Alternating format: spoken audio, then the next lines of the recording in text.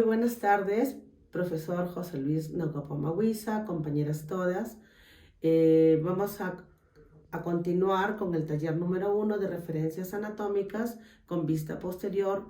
Las integrantes del grupo número 2 son Carrasco Sánchez Berta, Córdoba Aliaga Evelyn, Desquizán Marín Lady, Espinosa Gutiérrez Jarumi y Ferradas Núñez Jacqueline Patricia. Buenas tardes, profesor. Soy del grupo 2, mi nombre es Evelyn Córdoba y en esta oportunidad voy a seguir hablando sobre el cuello, pero ahora de la vista posterior.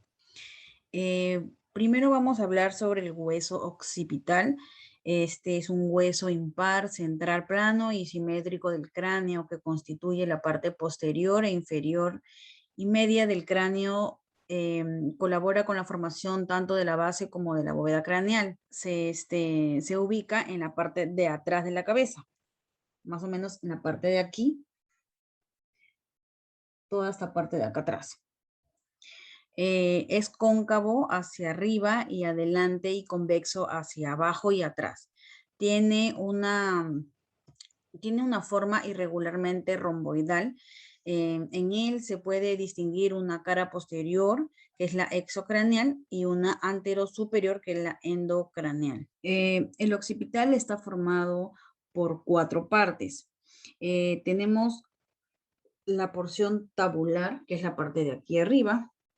Luego viene las 2 porciones condilares, o que también le llaman como occipitales, acá en las 2 porciones de acá, y tenemos la porción basilar interior, que está por acá abajo. En el ser humano, estas 4 porciones se encuentran separadas en el nacimiento y se unen alrededor de los 6 años de edad. Los exoccipitales contienen los cóndilos y en algunos mamíferos también forman unos procesos laterales llamados procesos paraoccipitales, donde se inserta el músculo digástrico. Ahora vamos a hablar un poco también sobre el occipucio. También se lo conoce como la protuberancia occipital externa, debido a que en ciertos pacientes esta zona puede estar más abultada que en otras. Tal es el caso de los pacientes que nacen con el síndrome de Edwards, que es la trisonomía 18, o con el síndrome de la trisonomía 9. También se une a la columna vertebral a través de la primera vértebra cervical denominada atlas y con la que forma la articulación atlanto-occipital. Vamos a ubicarlo aquí. Es la parte donde está un poquito más abultada. Esta es la ubicación.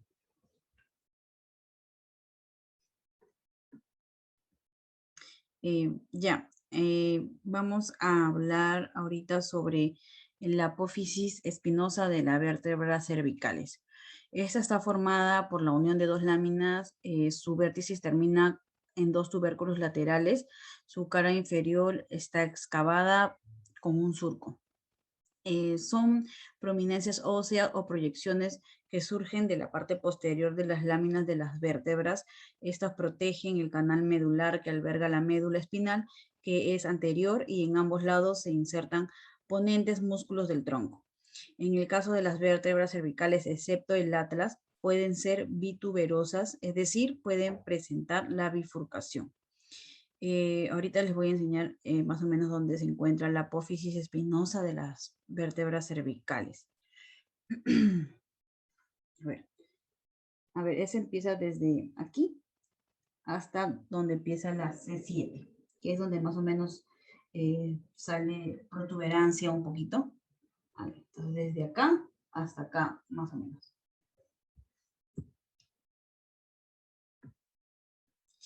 Ya, y por último, les voy a explicar un poquito sobre la apófisis espinosa, que es la C7.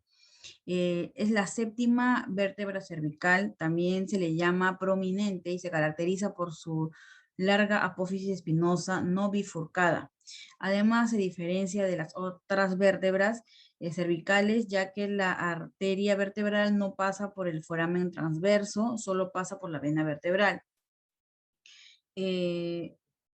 Esta es la C7.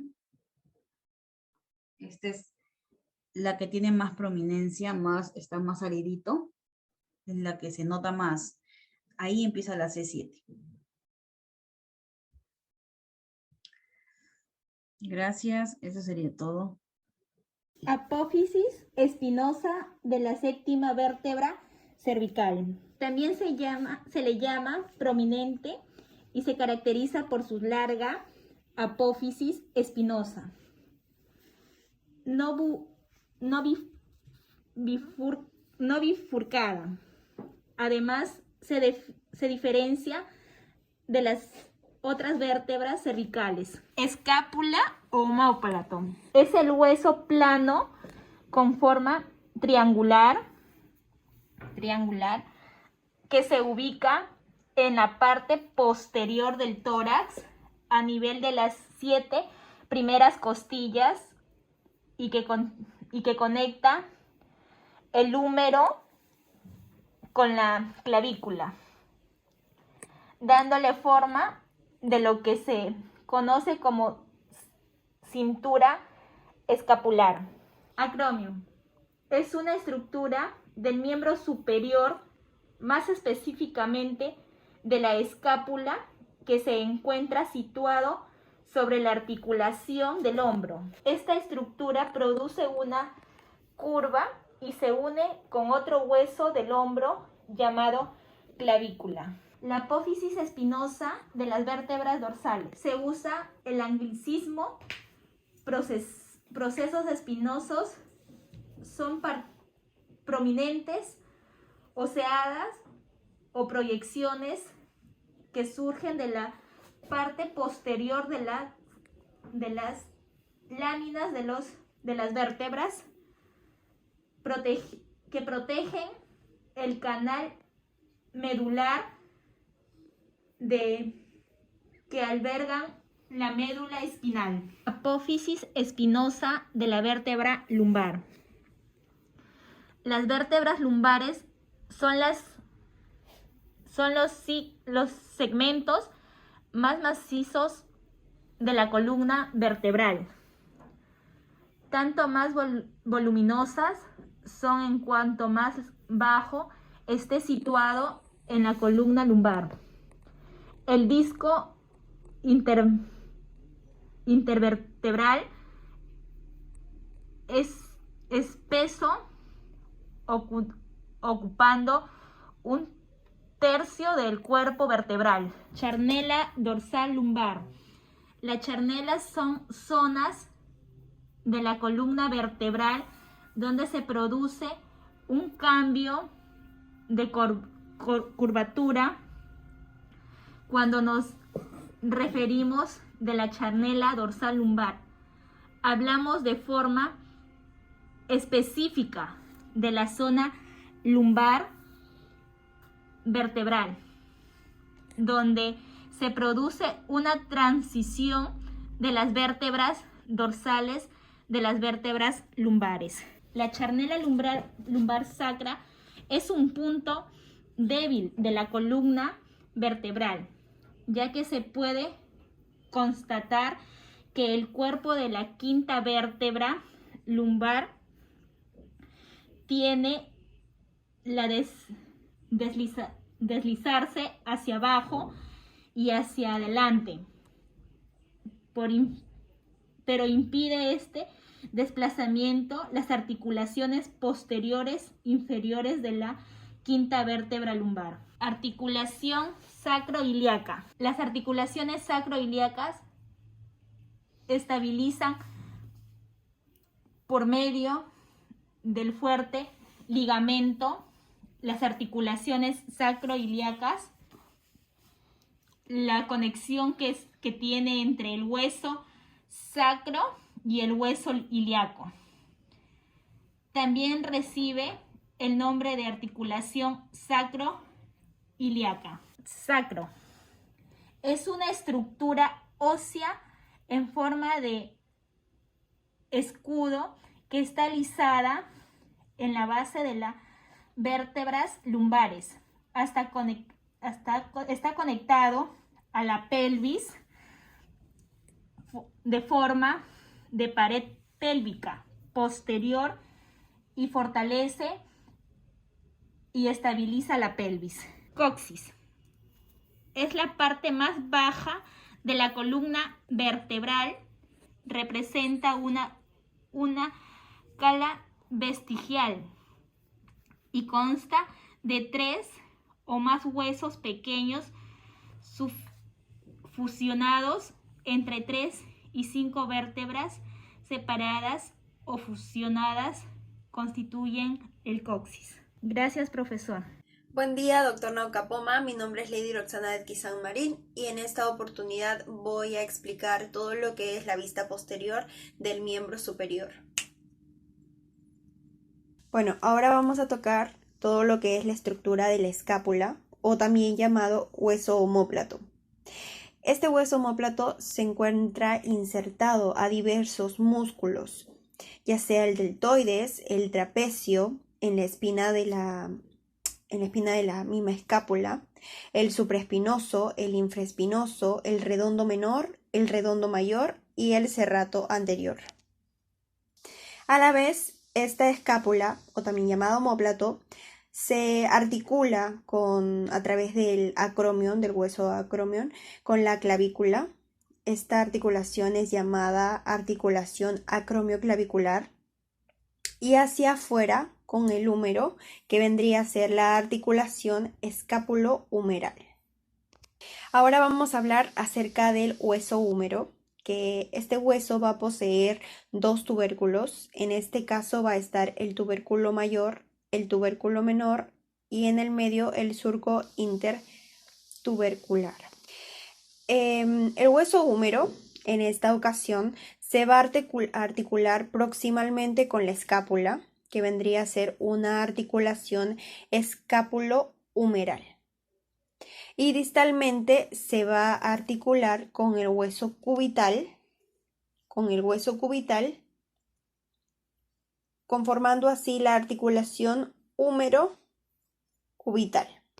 Esta articulación húmero-cubital va a ser de una articulación tipo diartrodia o troclear o de bisagra, también llamada gínglimo. Esta articulación va a tener un movimiento uniaxial, o sea, según eje.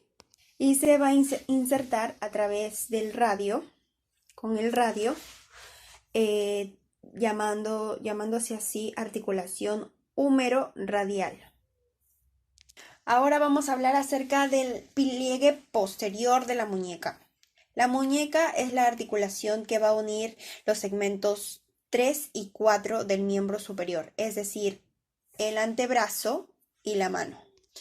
Es considerada en conjunto una articulación condilia, pues permite realizar movimientos de flexión, extensión, abducción, abducción, circunducción, pero no de rotación. Como ya lo dije anteriormente, los movimientos de la muñeca se efectúan en torno a 2 ejes. El eje transversal, que vendría a ser la cabeza del hueso grande, que vendría a ser la flexión y extensión, y el eje anteroposterior, que va a condicionar los movimientos de abducción y abducción. También se le conoce como la articulación condiloartrosis. El movimiento de circunducción vendría a ser la combinación de los movimientos de ya sea la flexión, extensión, lateralización, y la posición funcional de la muñeca es de ligera flexión dorsal. Bueno, ahora vamos a tocar todo lo que es el pliegue posterior del cúbito, que van a ser del aspecto medial y posterior del cúbito distal. No va a tener ninguna superficie articular, es el punto de origen del ligamento colateral del hueso cubital. La apófisis tiene en su base una depresión donde se va a insertar el fibrocartílago triangular, del hueso triangular.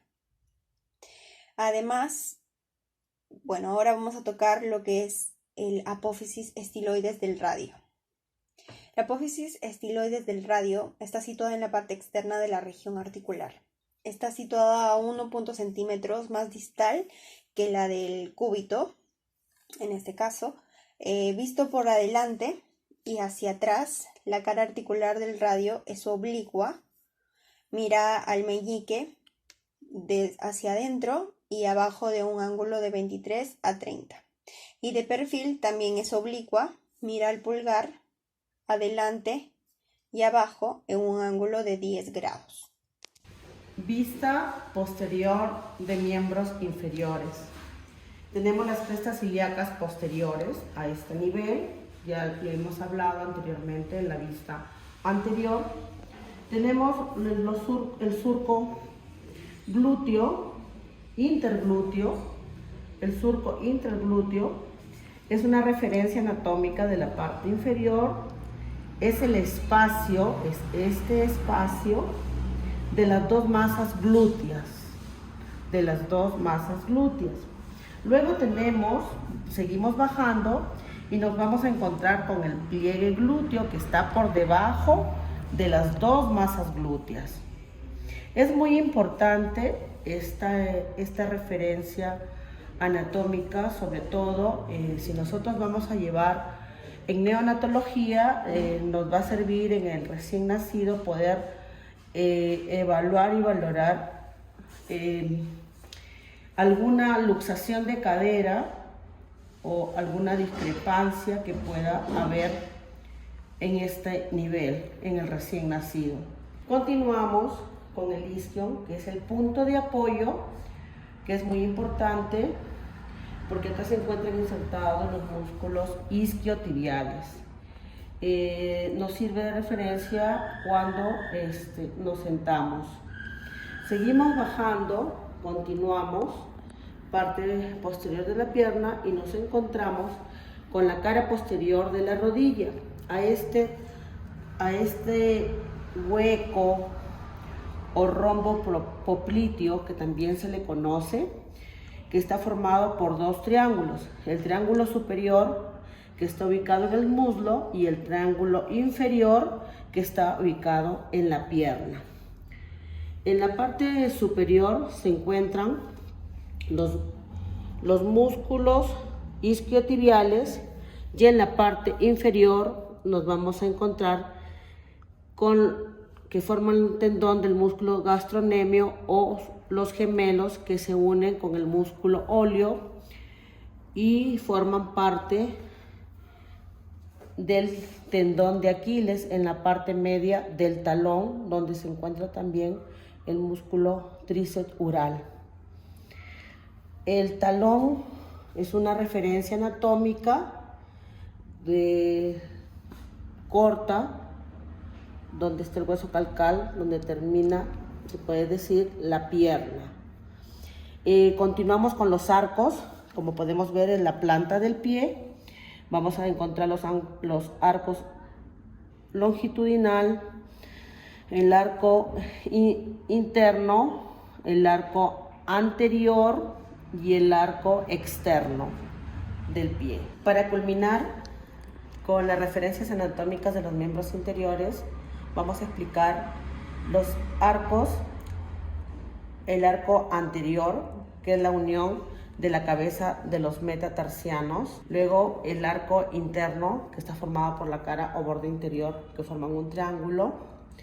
En lo que podemos determinar también la clasificación del pie plano, pie normal o picado.